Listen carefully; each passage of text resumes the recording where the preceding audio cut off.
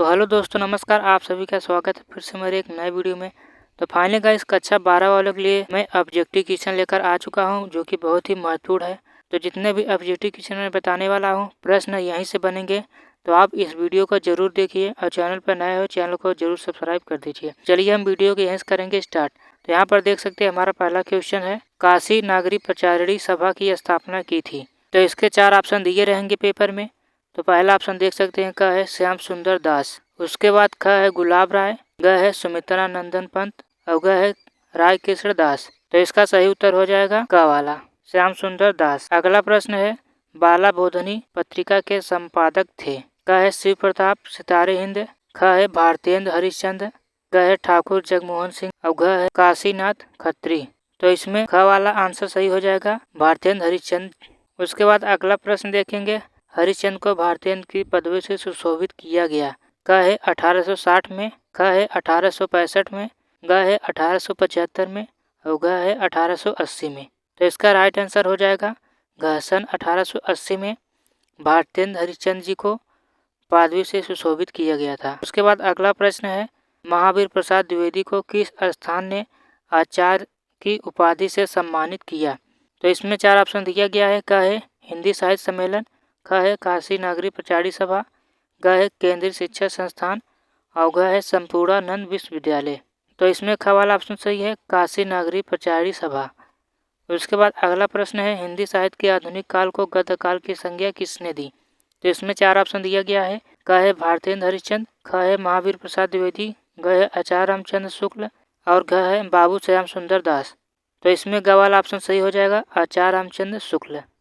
आचार्य रामचंद्र शुक्ल ने हिंदी साहित्य के आधुनिक काल को गद्य काल की संज्ञा दी थी। उसके बाद अगला प्रश्न है, भारतेंद्र युग की पत्रिका नहीं है। क है आनंद कादम्बनी, ख है हरिश्चंद्र चंद्रिका, ग है सरस्वती और घ है ब्राह्मण। तो इसमें ग वाला ऑप्शन सही है, सरस्वती। उसके बाद अगला प्रश्न है, निम्नलिखित में अष्टायाम की भाषा है। तो इसमें 4 ऑप्शन दिया गया है। क है राजस्थानी, ख है ब्रज भाषा, ग है अवधी। तो इसमें ख वाला ऑप्शन सही है, ब्रज भाषा। अगला प्रश्न है, प्रारंभिक गद्य लेखकों में 2 राजाओं में से एक है। तो इसमें 4 ऑप्शन है। क है सदा सुखलाल, ख है सदल मिश्र, ग है शिव प्रताप सितारे हिंद, घ है लल्लू लाल। तो इसमें ग वाला ऑप्शन सही है, शिव प्रसाद सितारे हिंद।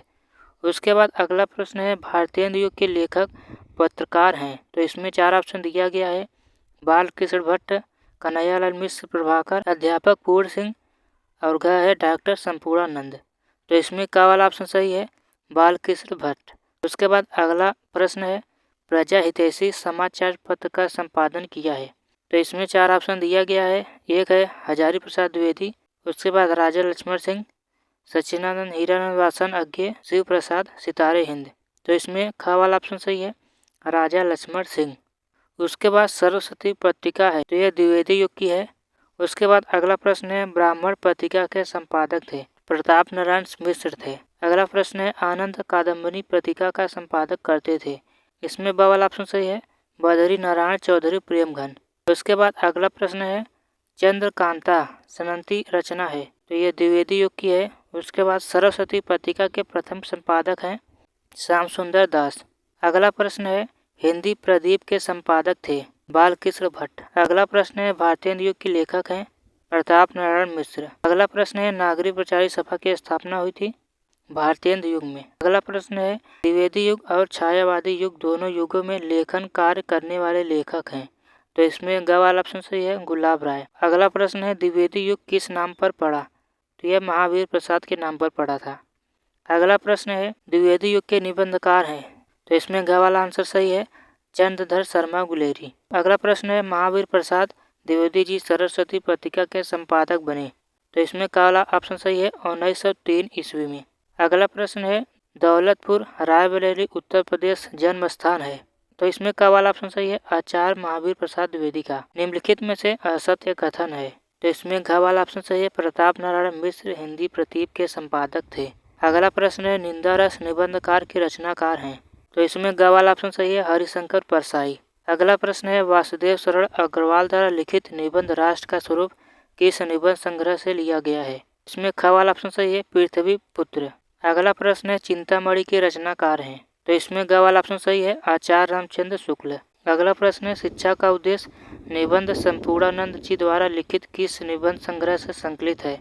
तो इसका सही उत्तर हो जाएगा क, भाषा की शक्ति से। अगला प्रश्न है, शिक्षा का उद्देश्य निबंध के लेखक हैं? तो इसका सही उत्तर हो जाएगा डॉक्टर संपूर्णानंद। उसके बाद अगला प्रश्न है, अशोक के फूल निबंध है? तो इसका सही उत्तर हो जाएगा ख, ललित। अगला प्रश्न है, सच्ची वीरता नामक निबंध के लेखक हैं? तो इसका सही उत्तर हो जाएगा सरदार पूर्ण सिंह। अगला प्रश्न है, निम्नलिखित में से कौन सा निबंध व्यंग्य का अच्छा उदाहरण है? इसका सही उत्तर हो जाएगा ग, निंदा रस। अगला प्रश्न है, हरिशंकर परसाई का निबंध संग्रह है? तो इसमें ग वाला आंसर सही है, पगडंडियों का जमाना। अगला प्रश्न है, निम्नलिखित में से कौन निबंधकार नहीं है? तो इसमें ख वाला ऑप्शन सही है, प्रेमचंद। अगला प्रश्न है, भारत की वर्षोन्नति कैसे हो सकती है? हिंदी गद्य की विधा है? इसका सही उत्तर है क, निबंध। अगला प्रश्न है, आवारा मसीहा नामक जीवनी विधा की रचना के लेखक हैं? इसका सही उत्तर हो जाएगा घ, विष्णु प्रभाकर। अगला प्रश्न है, कलम सिपाही जीवनी विधा की रचना के लेखक हैं? इसका सही उत्तर हो जाएगा ख, अमृत राय। अगला प्रश्न है, कलम का सिपाही किस विधा की रचना है? तो यह जीवनी है, क वाला इसका सही उत्तर हो जाएगा। अगला प्रश्न है, विष्णु प्रभाकर द्वारा रचित आवारा मसीहा किस प्रसिद्ध लेखक की जीवनी है? तो इसमें ग वाला ऑप्शन सही हो जाएगा, शरत चंद्र चटर्जी। अगला प्रश्न है, निम्नलिखित में से कौन सी रचना उपन्यास नहीं है? तो इसमें ग वाला ऑप्शन सही हो जाएगा, अशोक के फूल। अगला प्रश्न है, सुनीता विधा की दृष्टि से रचना है? तो इसका सही उत्तर हो जाएगा घ, उपन्यास की। अगला प्रश्न है, निम्नलिखित में से नाटक है? तो इसका सही उत्तर हो जाएगा घ, उत्तर प्रियदर्शी। अगला प्रश्न है, जयशंकर प्रसाद द्वारा रचित ध्रुव सामनी की रचना विधा है? तो ये एक नाटक है, इसका सही उत्तर हो जाएगा घ, नाटक। अगला प्रश्न है, हिंदी का पहला मौलिक उपन्यास है? इसका सही उत्तर हो जाएगा परीक्षा गुरु, क वाला। अगला प्रश्न है, प्रेमचंद का उपन्यास नहीं है? तो इसमें घ वाला ऑप्शन सही हो जाएगा, त्यागपत्र। अगला प्रश्न है, संयोगिता स्वयंवर नाटक के लेखक हैं? तो इसका सही उत्तर हो जाएगा घ, श्रीनिवास दास। अगला प्रश्न है, निबंध विधा की सर्वाधिक विकास हुआ है? तो इसका सही उत्तर हो जाएगा छायावादी युग में। अगला प्रश्न है, साहित्य लोचन गद्य की विधा है?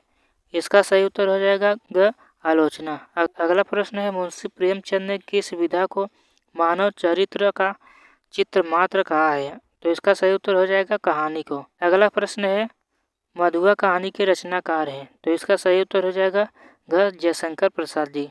अगला प्रश्न है, राग दरबारी की रचना विधा है? इसका सही उत्तर हो जाएगा इनमें से कोई नहीं। अगला प्रश्न है, नूतन ब्रह्मचारी किस विधा की रचना है? तो इसका सही उत्तर हो जाएगा उपन्यास। अगला प्रश्न है, हरकू पात्र किस कहानी से संबंधित था? तो इसका सही उत्तर हो जाएगा क, बलिदान। अगला प्रश्न है, हिंदी एकांकी का जन्म माना जाता है? इसका सही उत्तर हो जाएगा डॉक्टर रामकुमार वर्मा को। अगला प्रश्न है, हिंदी का प्रथम यात्रा वृत्तांत सरयू पार की यात्रा लिखा गया था?